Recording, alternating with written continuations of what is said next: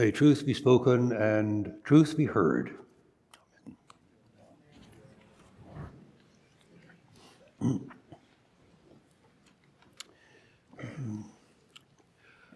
number of years ago, I learned a lesson about preaching. For some unaccountable reason, now lost in the mists of time, I felt the need to enlighten the congregation before me in some of the niceties involved in translating a particular Greek verb that appeared in the gospel reading. It just so happened that on that Sunday, the head of the Greek department at the University of Toronto had decided to accompany her partner to church. The lesson for the preacher: there is always someone in the congregation who knows more than you do on whatever topic you choose to speak on. I remember this lesson because today everyone present knows as much as I do, probably more, about the theme for this third Sunday in Lent. That theme is forgiveness. Let the wicked forsake their ways, so God can abundantly pardon. Provide nutrients to the fig tree. Give it one more year to be fruitful. Every one of us will have experience, thoughts, and wisdom on forgiveness. With this humbling background in mind, I have 3 examples of the practice of forgiveness to share with you. The first story comes from a recent citizenship ceremony. Here's a picture of Sarah Tabi, whom we sponsored 8 years ago, receiving her Canadian citizenship proudly dressed in her traditional Karen clothes. What I can't show you is the opening part of that ceremony. Just before taking the oath of citizenship, a video was shown called "Welcome to Canada." It has been created by Aboriginal people, and it features 3 young women, First Nations, Métis, and Inuit, who spoke in turn of the history of their people in Canada, their relation to the land, their values and spirituality, the values of sharing wealth, walking together, building relationships, and then the history of newcomers from Europe, with treaties often not observed, lack of respect, and the residential schools, a history that violated their traditional values. But now, the path of reconciliation to be taken together. The key emphasis of this video was welcome to Canada, to share its riches, to respect and care for the land, to get to know and build relationships with Aboriginal peoples, to join the path of reconciliation, to welcome other newcomers.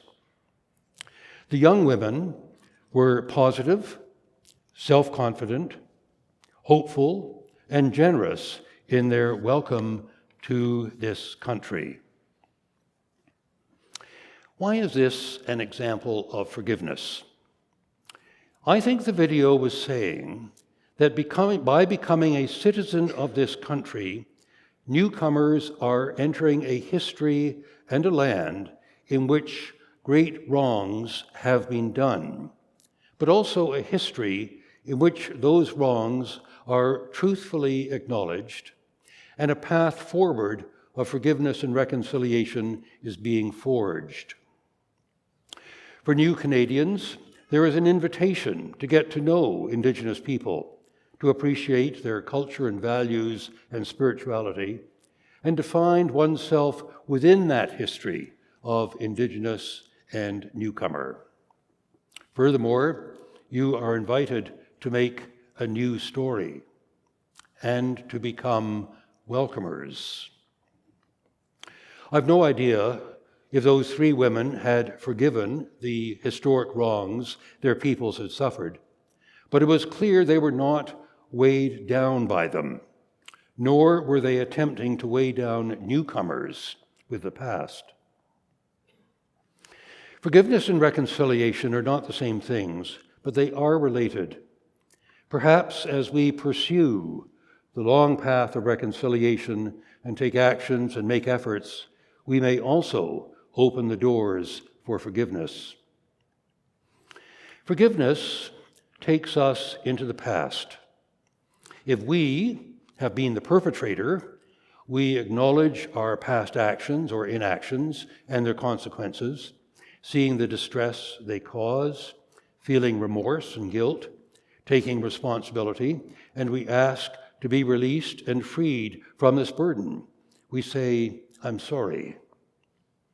Or, if we have been the victim, if we are the one who has been trespassed against, we wrestle with these competing realities. On the one hand, the violation and damage that we feel done to us, and on the other, we see the perpetrator who may or may not take responsibility or feel remorse, or even ask for our forgiveness. Forgiveness is about repairing the influence of the past on our present lives. And reconciliation implies a future orientation. It requires being truthful about what's happened and the effects of violation and trespass. It says that being truthful and even offering and receiving forgiveness is only the first step. We have to continue a journey so that we don't fall back into old destructive patterns of behavior. We have to enter into a new or renewed relationship of respect and responsibility, and that is ongoing. Can we have real forgiveness if we don't also enter the path of reconciliation? Can we walk that path with each other if we don't have some experience of forgiveness, asked for, offered, and received? Much of our attention in the liturgies of the Lenten season is drawn to our need for forgiveness, asking us to reflect on our lives and to acknowledge our guilt or involvement, even if unintentional, in sinful and oppressive forces and structures. Yet, there is another side to the need for forgiveness, and that is the need to forgive. Think of that arresting phrase in the prayer Jesus taught us to say, "Forgive us our sins, as we forgive those who sin against us." We are to be both forgiven and forgivers, receivers and actors. And although we have used a more modern term, sin, to replace trespass, it's good to use the older form from time to time because it has a very concrete and visceral power. Trespass on property, on identity, on self-worth, violating the boundaries that we all need to survive as healthy human beings. Not everyone can forgive deep harm, and we can't judge people if they are unable to forgive. We can't force forgiveness. It is also true that forgiveness liberates us from all the destructive emotions of anger, anxiety, self-justification, protection, emotions that entrap us in the past and prevent us from flourishing and being fruitful in the present. The second story is from an image right here in the church. I've been looking at the window behind the choir.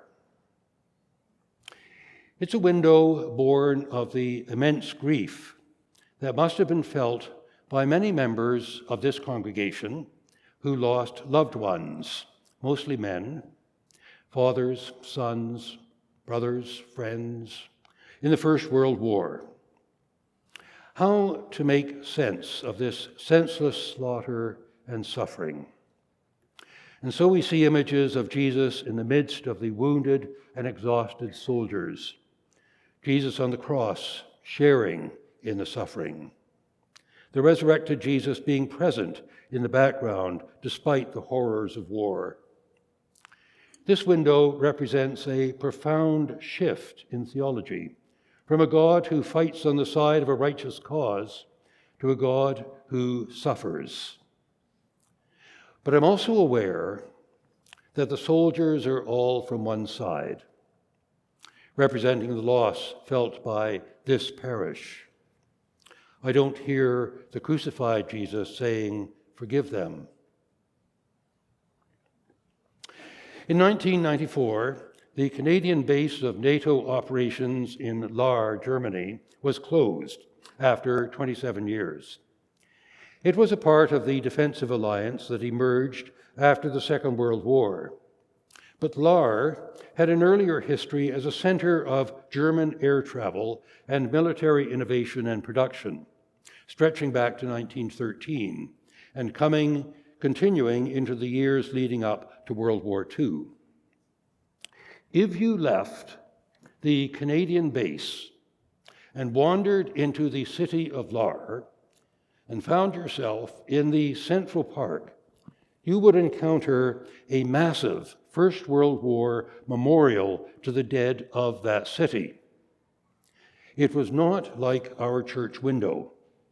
It was, and presumably still is, a wounded lion, snarling, ready to spring back at its enemy just a few kilometers away over the border into France.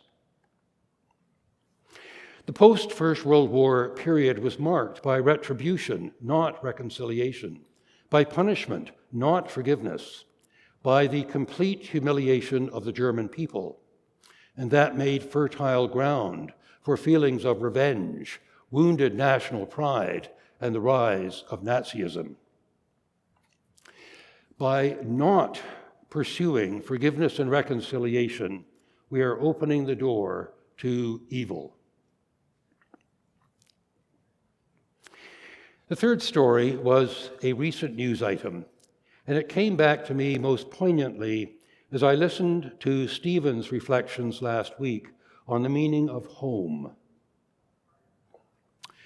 In 1934, a group of about 60 Inuit were displaced from their home in Baffin Island to places 1,000 kilometers away in order to assert Canadian sovereignty in the high Arctic. The Canadian government promised that they would return in 2 years, but when the time finally came, they were dropped in remote places far from their homes: Devon Island, Arctic Bay, Fort Ross, Dundas Bay, all without their knowledge or consent. Finally, after 15 years of complaint by descendants of those original Inuit, on February the 27th, the Minister of Crown Indigenous Relations issued an apology. "We are sorry." The news item showed the apology and the community celebration of dancing and the smiles of the descendants of those displaced people. But what struck me were the words of one of those descendants when asked what the apology meant to her. She replied, "It is said that Inuit adapt very quickly and forgive easily. That's how you survive. If you don't forgive, you can't go on." What strong, wonderful words those are. They touch on that aspect of forgiveness that affects our humanity, our health, our very survival in the face of terrible injustice and violence. Conditional forgiveness is where we hold back our forgiveness until there is acknowledgement of past transgression and saying, "I'm sorry." In conditional forgiveness, we want a response. We want to know that our forgiveness will not be taken advantage of and that it's a gift that will be valued. But there's another kind of forgiveness, unconditional. It doesn't rely on saying sorry. It's given unconditionally. It takes the initiative and makes the effort to overcome estrangement. It's called grace. And it breaks the cycle of violence. It's the teaching of Jesus who reminds us over and over again that this is the way of God. Love your enemies. Pray for those who persecute you, so that you may be children of your Father in heaven. For God makes the sun rise on the evil and on the good, and sends rain on the righteous and the unrighteous. The practice of unconditional forgiveness seems rare and difficult, but it opens new possibilities for reconciliation that weren't there before. If we are the recipients of unconditional forgiveness, and I believe we are, it's then up to us to respond. Like the fig tree, we're given another year. These displaced Inuit forgave so that they could go on, but they didn't forget.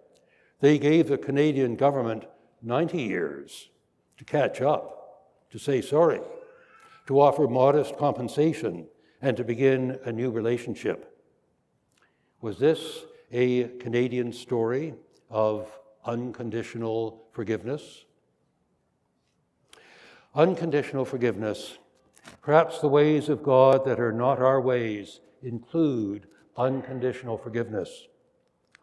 If we continue a few verses past where we stopped this morning, we hear that it's not just that the ways of God are not our normal ways. It's that these ways of forgiveness and reconciliation are the ways of life. For as the heavens are higher than the earth, so are my ways higher than your ways, and my thoughts than your thoughts. For as the rain and the snow come down from heaven, and do not return there until they have watered the earth, making it bring forth and sprout, giving seed to the sower and bread to the eater, so shall my word be that goes out from my mouth. It shall not return to me empty, but it shall accomplish that which I purpose and succeed in the thing for which I sent it.